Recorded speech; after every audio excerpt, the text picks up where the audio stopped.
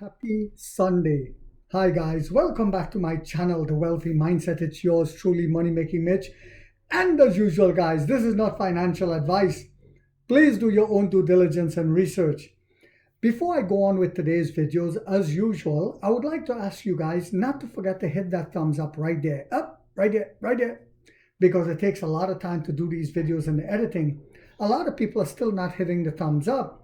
But if you do, it will not just help bring awareness to the channel, but to NIO and NIO investors as a whole, benefiting you as well. So I will also put the link to the Facebook group that Zahir, one of our subscribers, and I started on Facebook. And a lot of incredible information is being posted on there already. We are monitoring it. Any sign of weakness and sickness, you will be snuffed out. It is a group for positivity. Unlike other NIO groups on Facebook where they're allowing trolls, negative Nancys, and animals to come on there to drag us down, not on this group. So what do I have for you guys? Well, take a look at this clip to set the stage for today's video. And the video speaks for itself. Take a look, guys.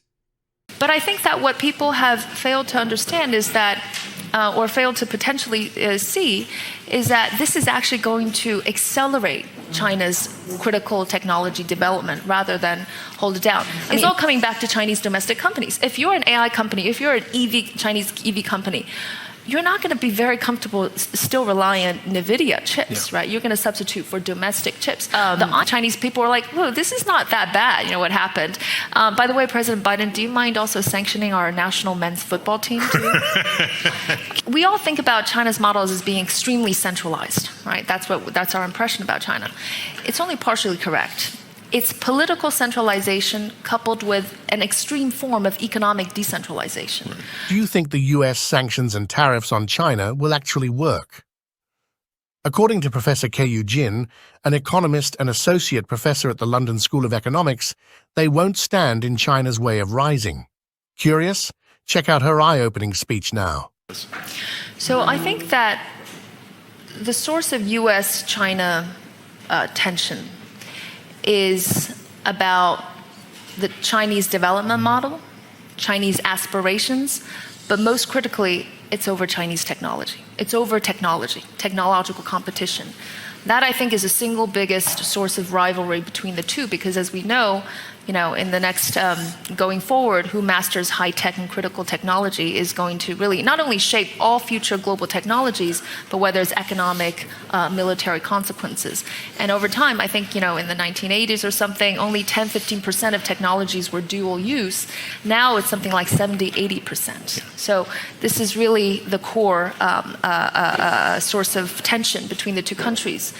I think that we're going to see two parallel kind of developments of technological development. There's nothing that's going to stop China's technological development. It's just they're moving forward.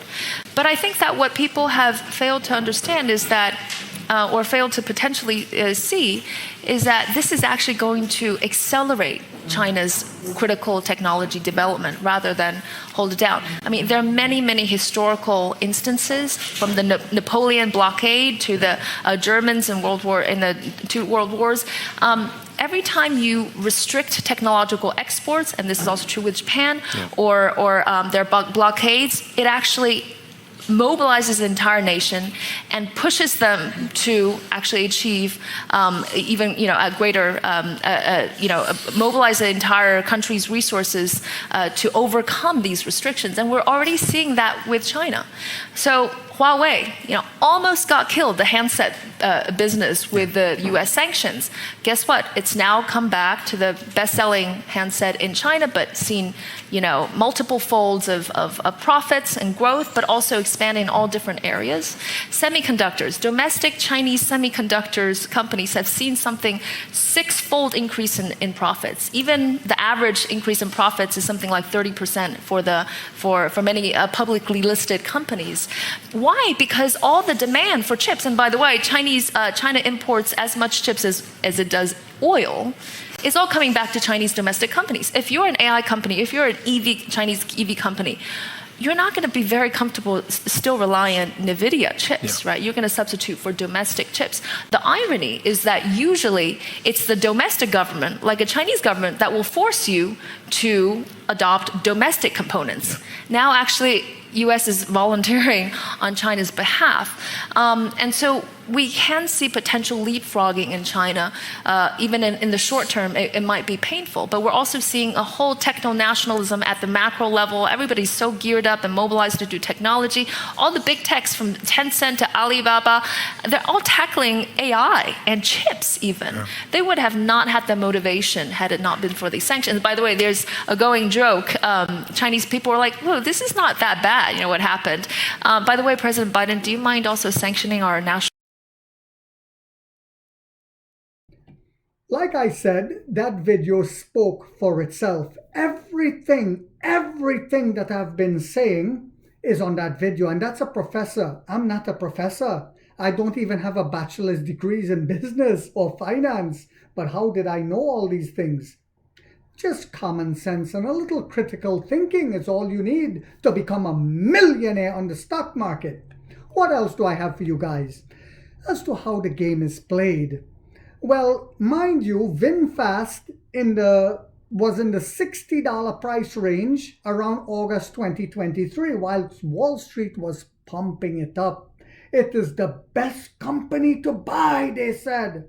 Now it's in the $4 range. And I said this before, Vietnamese guy cut my hair and he said to me he will never buy shares in VinFast because the car is trash. This is just a little while ago. Well, Webbush predicted last year Kanu stock would soar 1,800%. It's down 99% since. I dubbed this video the wake-up call. This is the final wake-up call for those who did not buy shares in NIO, or who are not adding, for those who doesn't have enough shares but are panicking because they bought in the $30, $40, $50, $60 range and they don't want to average down. This is your final wake-up call. Electric vehicle startup Kanu, which filed for bankruptcy and ceased operations last week, disclosed in its filing that it owes $1.1 million to investment bank Webbush Securities. You heard that right. The same Webbush that was propping up the stock price and saying, oh, it will skyrocket over 1,000% because they invested with this company, borrowed money from Webbush, and they owed Webbush $1.1 million. This is the sick games in the stock market in the West. And this is the illegal, basically it's illegal, but they get away with it, you see. It says ranking first in the list in the supplier and manufacturer Magna International with a total of over 7 million on its website. Webbush says it was a strategic advisor to Kanu in December 2023 while they were propping them up. According to Webbush investment banking website, 2 months earlier, the firm has also provided the same service to the Vietnamese car maker VinFast. Oh yeah! This is the game I always talk about. And I saw another YouTuber saying that, trying to say something negative about NIO and the battery swap station, and they have to be careful, and blah, blah, blah. The same nonsense that people don't understand. NIO business model. No one can take us over. We have the technology. We already have the partnerships. We already have the premium locations. It is sad when these YouTubers open their mouth. They should shut their mouth because nothing comes out. They open their mouth and all I hear is blah, blah, blah, blah, blah. Daniel Ives, Webbush Managing Director and Senior Equity Research Analyst since 2018, covers the EV sector as well as AI and technology, analyzing companies such as Tesla, Palantir, Apple, Nvidia, and others. This is the guy, by the way. He goes on Bloomberg and all these other. His name is Daniel Ives, I-V-E-S. I believe it's pronounced Ives or Eves, I don't know. But this guy is another scam artist. He's another one who's propping up Tesla. Tesla should be 500. It's going to be 1,000. We will see. There's a report that just came out that Tesla sales in 2025 will decrease yet again. But I wonder why. I wonder why they're not seeing that. And I, Money Making Mitch, can see it. Lack of innovation and increased competition will cause Tesla to keep falling. The share price, the fake analysts will prop up because it's turned into a meme stock, you see. A few months later, in January 2024, exactly a year ago, the same guy, Daniel Ives, initiated coverage on Kanu with an outperform rating and a $4 price target at the time. In 2024, exactly a year ago. Outperform rating and a $4 price target at the time, Kanu shares were trading at just 21 cents, implying an upside potential of 1,804%. In the research note, the Webbush analyst wrote, "We believe that the current climate is favorable for Kanu at this point, and we are in the early innings of this $5 trillion market EV opportunity." Of course, it's a $5 trillion market EV opportunity. That's true. But Kanu did not have a place in that, and never did, and never will. And they know that. Over the next decade, with the auto industry going through one of the biggest transformations not seen since the 1950s, and they're also right about that, but not for Kanu. The analyst added that although in the infancy stages of its growth story, the firm believed it's important to keep an eye on this EV manufacturer chipping away at market share as this growth story unfolds, he said. What beautiful poetic words they use, don't they? To convey their lies. The share price spiked on the news, but not for a long time. 2 months later, in March 2024, the company announced a 1-for-23 reverse stock split to regain compliance with NASDAQ and send its share price above the $1 threshold. A reverse split. Has NIO ever done that to us? No, they haven't. On April 3rd, and according to Street Insider, Ives, the same Daniel Ives, raised the firm price target on the EV stock to $5 from $4 while maintaining the outperform rating. Outperform rating. Does it sound familiar? Yes, it does. This is what they're doing to Tesla now. When Kanu reported its second quarter financial result on August 14, the analyst participated in the call and started his intervention by praising Kanu's performance between April and June 2024. Kanu, and I quote, "Kanu job on the progress this quarter," Daniel Ives stated. Before asking a question about the end of the capital raise on that day, the company reported a revenue of $605,000 and $20.7 million reduction in operating expenses versus the first quarter of the year. So could you, just like in terms of the capital raise, do you expect it's going to be the same every quarter? Given the needs, whatever the capital you'll be able to raise, and sort of that philosophy will continue for the next at least few quarters, the analysts asked.